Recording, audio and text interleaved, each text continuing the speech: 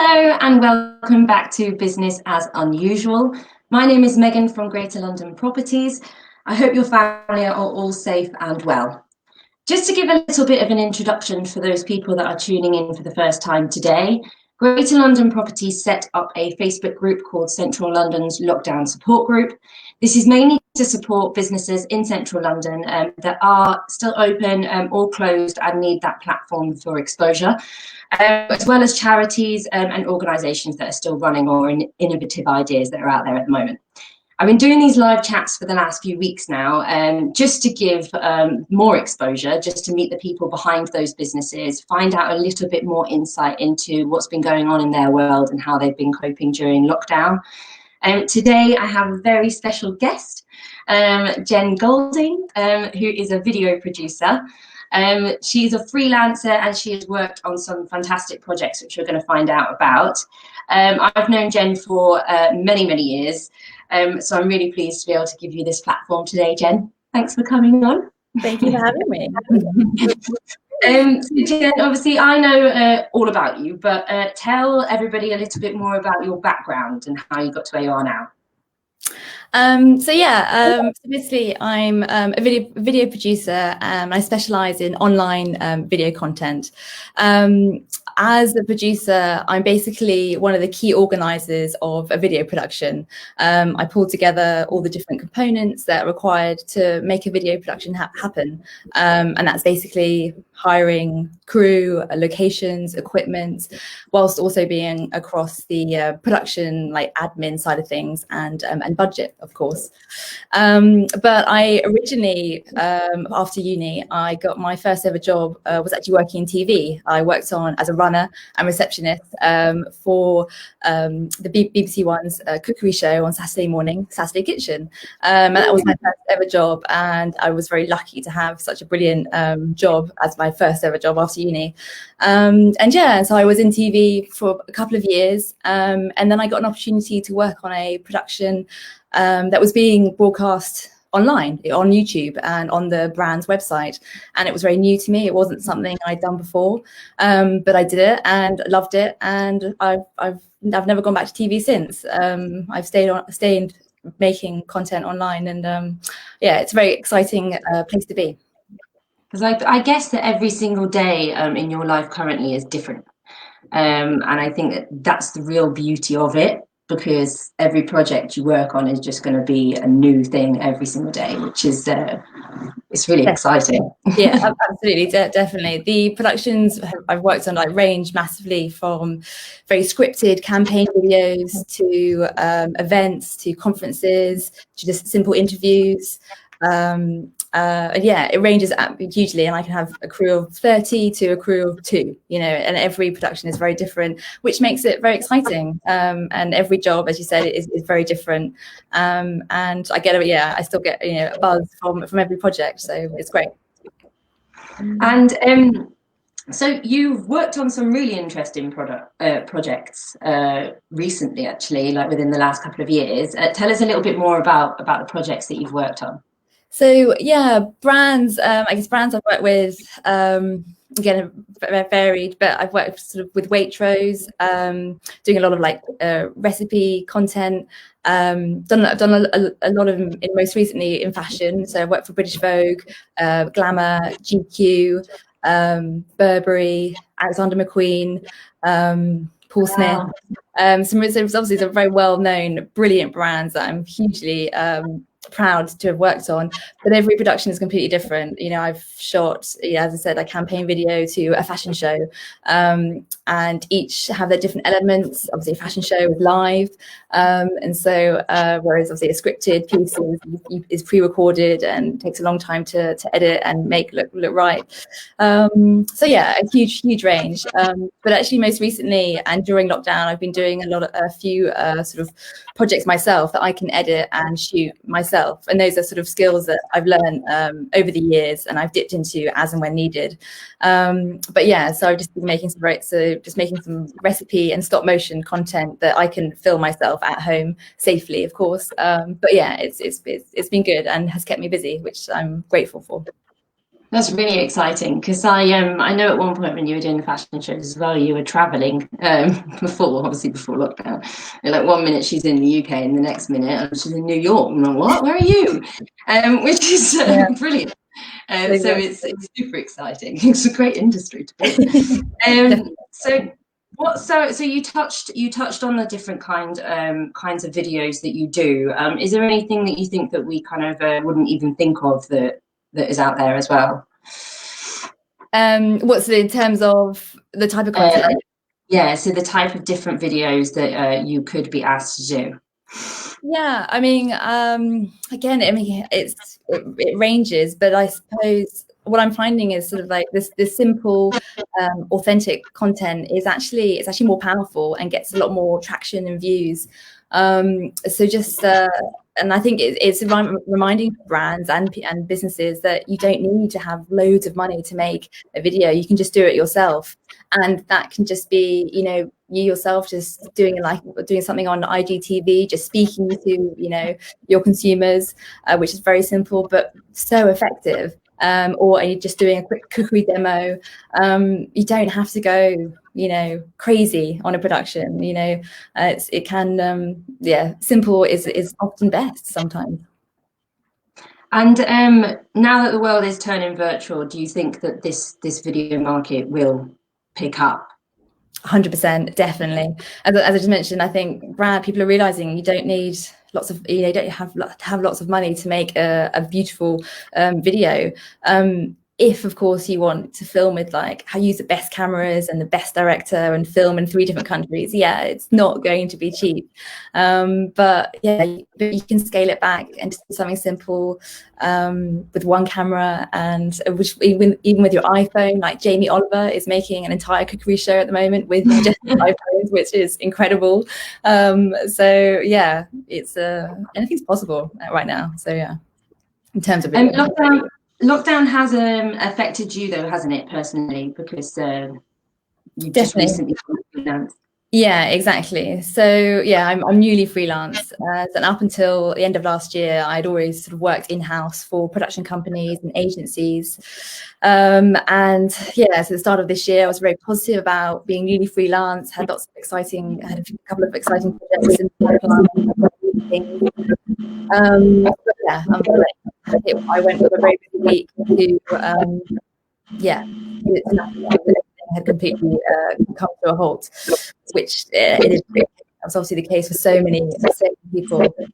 So yeah, I just sort of had to sort of reevaluate things. But actually, after a week or so, I saw that online views had increased hugely, and so it made me realise that actually, although businesses had to close their actual doors, that their audience and consumers were actually online, and that these brands should be also, if they weren't already.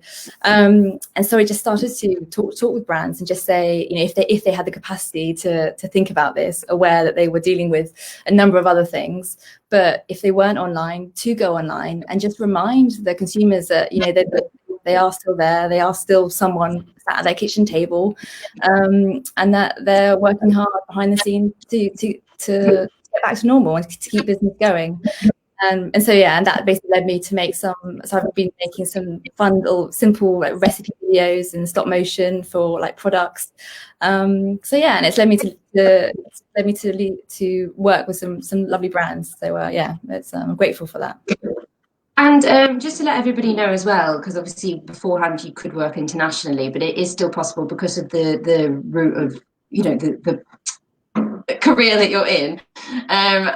Just because obviously it is videos, you can do this virtually. So recently you've been doing some nocturnal work with overseas. Exactly. So Yeah. it is still.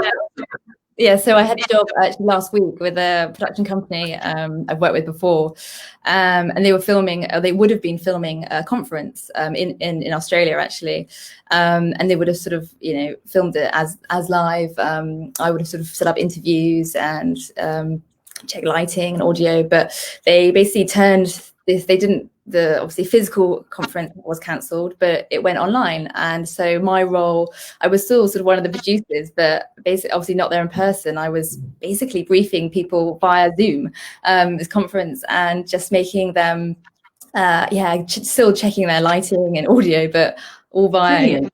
Zoom. So it was quite, it had its different challenges for sure. But yeah, I mean, it's just another way that we are all adapting to try and continue as best we can. It just shows that the list and the possibilities are endless. Like, just because you're in lockdown, it won't stop Jen, because you're a quick learner. So all of these new tools over the years as well, because obviously as a video producer, and like knowing that you have the confidence to go out there on your own, you must have met quite a few people in the industry as you've gone along, and then you know, that you've built up that kind of list of people that you can work with. Yeah, absolutely, you do. And like it's always referred to as like as your black book, and I've got my black book is an Excel spreadsheet of all the people that I've worked with, that I like and are brilliant, and that I would want to work with again. And that's, you know, makeup artists, costume, camera operators, kit hires, translators. You know, it varies hugely, but it's, yeah, you've got to have that go-to list, because sometimes the production can happen, you know, you'll get a phone call and they'll want to film that night or tomorrow, and you just need to have people, like reliable, excellent people, you know, that you can reach out to quickly, and that's key.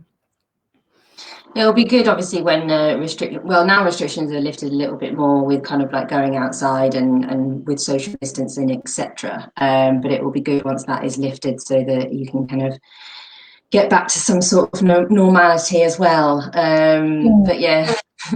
Exactly, I hope so. Yeah, we'll see, definitely. So you're just to let everybody know that's watching, just in case they have kind of smaller businesses, and they've always thought that kind of video producers are out of their reach. You take all sorts of clients, don't you? Definitely, yeah, definitely. Most of it during this time, I've actually been working with sort of smaller brands, but and just showing them that it's still possible to not be, although video can be daunting to brands, because you think you need lots of people involved and it's going to be really expensive, but just reminding people it really doesn't need to be expensive. And actually, like during this time, very aware of the people's like financials, that I've been offering like an initial video on a sort of a pay what you can basis. And honestly, I mean that, like, there's no like limit in which I expect. If I can, it's my way of, you know, trying to sort of help a brand that's been thinking about video but have been obviously wary of it, and just having a conversation with them and just discussing options and what will work for them and obviously their brand and their consumers, because that's also that's key. There's no point, you know, you don't want to spend a fortune on a video and then it be completely wrong with, you know, with the brand's look and feel. And so you need to make sure you get that right. And so just by offering a sort of a pay what you can basis on an initial video, it allowed people to just think about video and think what was right for them and their brand. That's fantastic. Thank you for doing that. That's a really nice gesture. Also, I think that obviously everybody's at home at the moment. It's the best time to do a video for your brand. So as I'm saying, it can be cost effective, but at the same time, it can gain you more exposure than any other kind of marketing at the moment. So I definitely think that it's going to lift off. Video it's going to be the thing to do. Exactly, no, definitely. And that, just going back to my point earlier about not being like silent online, because that's where everyone is, not everyone, but, you know, the majority of people are online, you know, whether it's Instagram or YouTube or, you know, anywhere. Like, you know, if you're a brand and you're not doing anything online, you know, there's a chance that you could get forgotten. And so you don't have to post a video, you don't have to make a video, it can just be an image or a text. But just to do something, I would hugely encourage for any brand or business just to still be heard, basically. What advice, sorry, one of the last questions, but what advice would you give to people kind of starting out in the industry?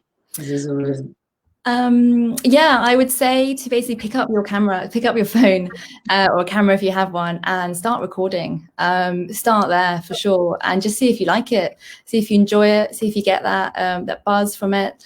You don't have to spend a fortune on equipment, which one can't easily do, but you can start from the very beginning and just make sure you enjoy it and you understand it. And if you get to a level that you want to invest in a better camera with better sort of specifications, then do. But just, yeah, you can just absolutely start with your phone first, and start editing on like the software that you get with the computer. It's all possible.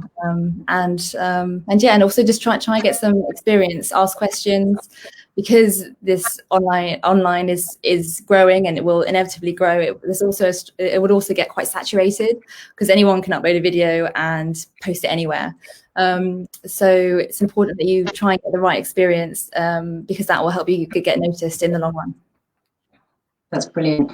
Someone has commented, Rafina. She said, "I'd love to learn more about your packages for small online businesses, Jen." So, it's great. We'll see. I'll explain now, or if you could explain now, how people can kind of get in contact with you, how they can see your previous works. Sure.